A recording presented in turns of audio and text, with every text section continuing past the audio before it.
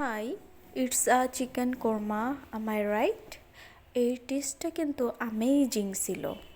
তো আজকে আমি এই পারফেক্ট কোরমা রেসিপিটি আপনাদের সাথে শেয়ার করতে যাচ্ছি।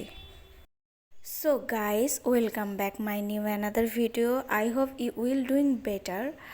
তো এখন আমি চিকেন কোরমা বানানোর জন্য ফার্স্টেই পেঁয়াজের বেরেস্তা করে দিচ্ছি পরিমাণ মতো লবণ। বেরেস্তা প্রায় অলমোস্ট ডান। এখন আমি দিয়ে নিচ্ছি ম্যারিনেট করে রাখা চিকেন।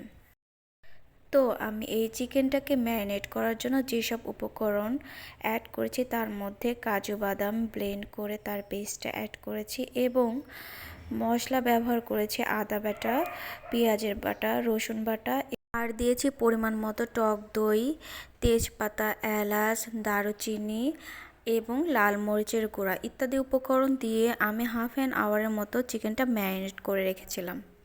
তো চিকেনটা ভালোভাবে কষিয়ে নিয়ে এখন অ্যাড করে দিয়েছি লিকুইড মিল্ক। তো এখন আমি মিডিয়াম হিটে জাল দিয়ে চিকেনটা ভালোভাবে কুক করে নেব। আর পরে আমি দিয়ে নিয়েছি 4-5টা কাঁচামরিচ, এতে সুন্দর একটা ফ্লেভার আসবে। তো কোরমাটা যেহেতু ঝাল মিষ্টি হয়, খেতে অনেক বেশি ইয়াম্মি লাগে, তার জন্য সামান্য পরিমাণ সুগার অ্যাড করে নিয়েছি।